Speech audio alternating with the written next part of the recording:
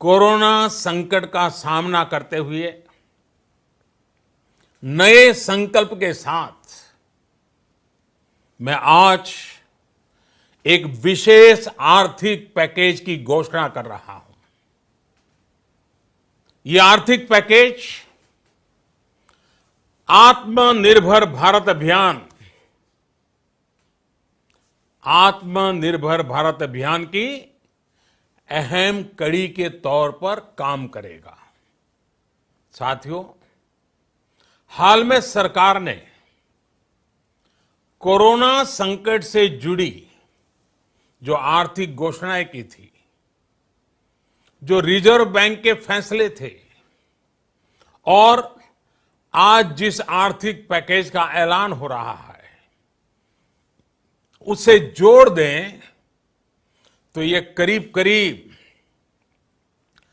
20 लाख करोड़ रुपए का है।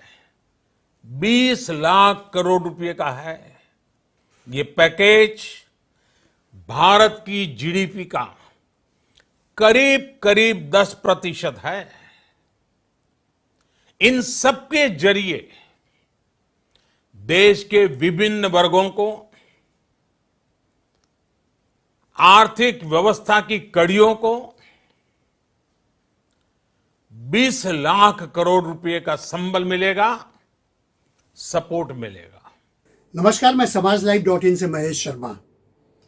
आज हम देश की अर्थव्यवस्था पर चर्चा करेंगे। सरकार ने जो 20 लाख करोड़ का पैकेज देश की आर्थिक दशा को सुधारने के लिए दिया है, क्या वो पर्याप्त है? क्या उसके नतीजे इस तरह के होंगे कि हमारा देश अर्थव्यवस्था के संकट से जूझ रहा है, उसे कुछ राहत मिलेगी? क्या हमारे देश की जीडीपी जो कि शून्य की तरफ धीरे धीरे जा रही और हो सकता है गाय बगाए माइनस पर भी चली जाए तो कोई बड़ी बात नहीं होगी, उसको कुछ ऑक्सीजन मिलेगी? देश में लाखों की संख्या में जो लोग बेरोजगार हुए हैं, क्या उन्हें रोजगार वापस मिल पाएगा? यही नहीं, लाखों की संख्या में जो प्रवासी मजदूर है, एक राज्य से दूसरे राज्य को जा रहे हैं, हजारों किलोमीटर पैदल चल के जा रहे हैं, उनके पांव के छाले फूट रहे हैं, क्या उन्हें दोबारा रोजगार मिल पाएगा? या फिर गांव की तरफ तेजी से हो रहे पलायन को देखते हुए क्या शहरी इलाकों में उत्पादन का सेक्टर प्रभावित होगा और गांव में इन मजदूरों को क्या रोजगार मिल पाएगा? उतने पैसे में रोजगार मिल पाएगा जितना पैसा वो शहरों में कमाते रहे? तो ये तमाम ऐसे सवाल हैं जो एक यक्ष प्रश्न की तरह खड़े हैं, जिनका जवाब देना थोड़ा मुश्किल सा दिखता है। हम आपको 1930 की महामंदी की तरफ ले जाना चाहते हैं, जब अमेरिका के राष्ट्रपति फ्रैंकलिन रूजवेल्ट के सलाहकार जॉन मेनार्ड ने एक सिद्धांत उनको दिया था कि जो वो सिद्धांत आज आर्थिक नीतियों का प्राण बन चुका है कि रोजगार ही मांग की गारंटी है।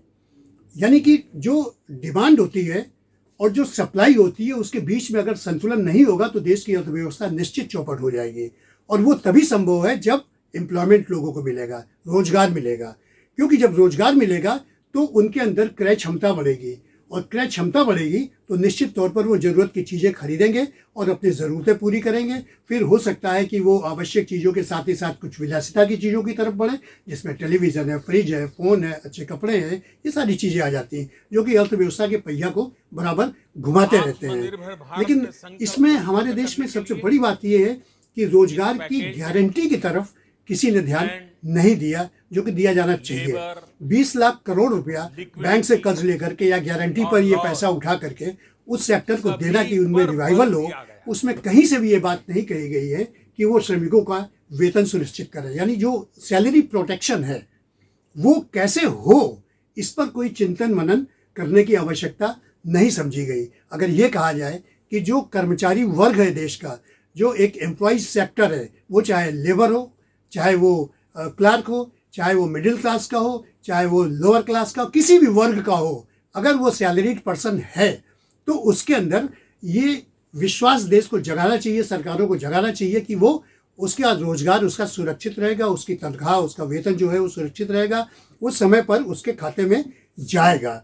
अब बेरोजगारी का आलम यह हुआ कि कोविड-19 के 3 महीने के दौरान इस देश को बेरोजगारी से इतना तगड़ा झटका मिला है कि जिसने अर्थव्यवस्था को बुरी तरह प्रभावित कर रखा है।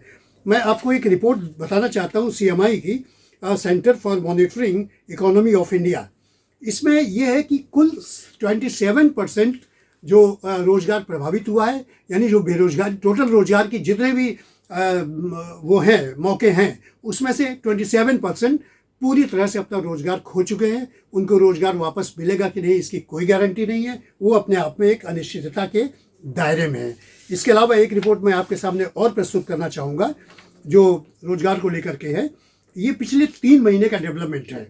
मैं इसमें कंपनी का नाम और जो प्री कोविड जो एम्प्लॉयज़ की पोजीशन थी, यानी कि कोरोना आने से पहले और जॉबलेस हुए हैं ड्यूरिंग कोरोना, ये उनका आंकड़ा है।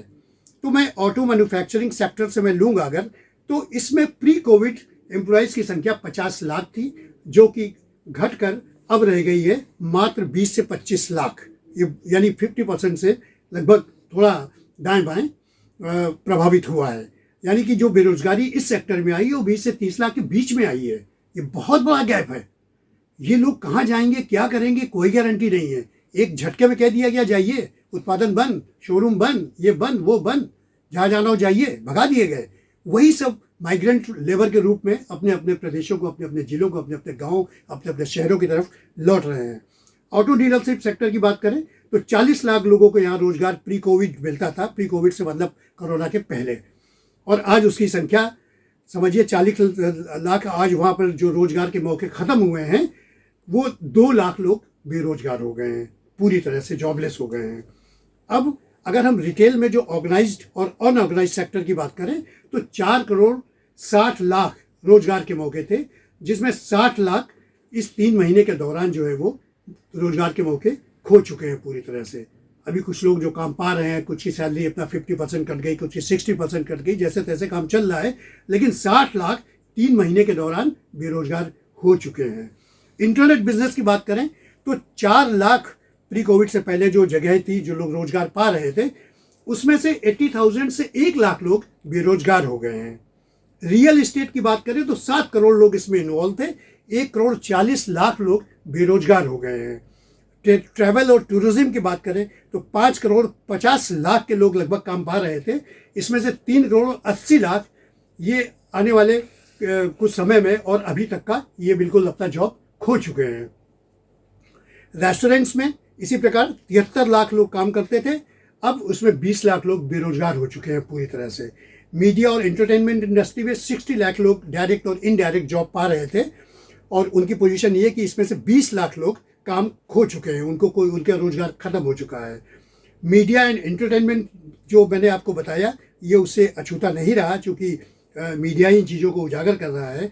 अब अगर स्टील के बिजनेस में आवें तो जो 20 लाख लोग नौकरी पा रहे थे, अब उसमें से 2 लाख या 2,40,000 के आसपास, ये आसपास का फिगर है, 2-4 हज़ार आप इधर से उधर कर सकते हैं, लेकिन 2,40,000 के आसपास लोग जो है वो अपना जॉब खो चुके हैं। एजुकेशन में 1 करोड़ 80 लाख लोग काम पा रहे थे, इसमें से 36 से 45 लाख लोग काम खो चुके हैं, यानी उनके रोजगार के मौके पूरी तरह से समाप्त होकर वो बेरोजगार हो गए हैं। टेलीकॉम सर्विस और मैन्युफैक्चरिंग सेक्टर में 20 लाख लोग काम करते थे, 70,000 का जॉब खत्म हो चुका है। कोरोना जिस तरह बढ़ रहा है तेजी से, उसको देखते हुए ये लगता है कि ये जो बेरोजगारों की भीड़ है, जो बेरोजगारों की संख्या है, अभी ये बढ़ती ही जाएगी। अब यहाँ पर प्रश्न ये है, जब जो सरकार रोजगार की गारंटी नहीं दे सकती है, वो देश की अर्थव्यवस्था को सुधारने का दावा किस आधार पर कर रही है, ये बात समझ के परे है। और दूसरी बात, रोजगार की गारंटी जो सरकार नहीं दे पा रही, वो आत्मनिर्भरता का ज्ञान दे रही है, ये बात और भी समझ के परे है कि सबसे आत्मनिर्भर तो वही व्यक्ति हो सकता है जो उसको कम से कम रोजगार उसका सुनिश्चित हो, उसे लगे कि महीने की 1 तारीख को या 1 तारीख से 7 तारीख तक वेतन उसकी पॉकेट में आ जाएगा, और वो उस वेतन से वो अपने और अपने परिवार की जरूरतें विभिन्न क्षेत्रों में पूरी करेगा, चाहे वो शिक्षा का हो, स्वास्थ्य का हो, अपनी जरूरतें हो, एंटरटेनमेंट का, कोई भी हो, सारे सेगमेंट्स उससे जुड़े रहते हैं। तो इसलिए ये चीज़ें एक ऐसी है कि पैकेज आप 20 लाख करोड़ का कर दो, 30 लाख करोड़ का कर दो, 40 लाख करोड़ का कर दो, तो इन पैकेज से क्या भारतीय अर्थव्यवस्था गियर में आ सकती है, स्टार्ट हो सकती है? इस पर एक प्रश्न है। आर्थिक विशेषज्ञों को इस पर चिंतन और मनन करना चाहिए। सरकार को अपने इस पैकेज पर सोचना चाहिए कि इसमें रोजगार की गारंटी का बात कहाँ छुपी है। जहाँ तक इसकी बात है माइग्रेंट लेबर की, एक बात ये कही जा रही है कि ठीक है मनरेगा में हम उनको एडजस्ट करेंगे, लेकिन कितना एडजस्ट करेंगे? गांव में कितना काम है मनरेगा में, और जो पहले भी काम चलता था कि गड्ढा खोदो, तालाब साफ करो, ये करो, वो करो, तो वो कितना काम होता था, उतना नहीं हो सकता जितना वर्कफोर्स आपके गांव में, आपके रूरल सेक्टर में पहुंच गया। रूरल सेक्टर में जो रोजगार की मांग बढ़ेगी या बढ़ना शुरू हो गई है, तो उसको कैसे मीट आउट किया जाएगा, ये भी अपने आप में बहुत बड़ी चुनौती है।